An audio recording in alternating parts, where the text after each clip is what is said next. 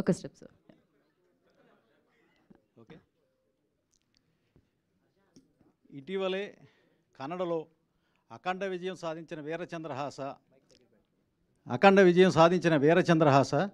100 days run అయింది. ఈ మధ్యకాలంలో 100 డేస్ రన్ అయిన సినిమా మనం విన్నది వీరచంద్రహాసే.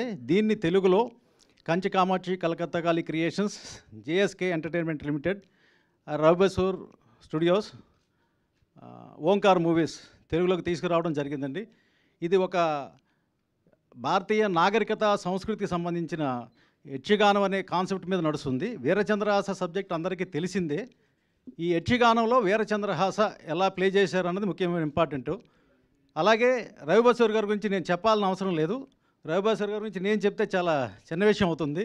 KGF 1, 2, సలారు, ఈ రాబోయే ఎన్టీఆర్ గారి సినిమా కానీ ఇంకా అనేకమైన సినిమాల్లో వాళ్ళు మ్యూజిక్ చేస్తున్నారు.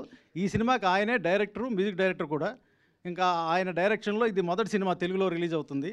తర్వాత కూడా 2-3 సినిమాలు రిలీజ్ అవ్వడానికి సిద్ధంగా ఉన్నాయండి.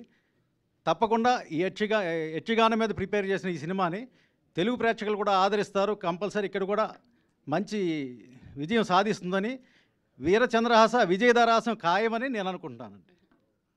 వీరచంద్రహాస విజయధరహాస ఖాయమని డెఫినెట్గా మేము కూడా అనుకుంటున్నాం అండి. జేమ్స్ గారు మాట్లాడతారు ఇప్పుడు.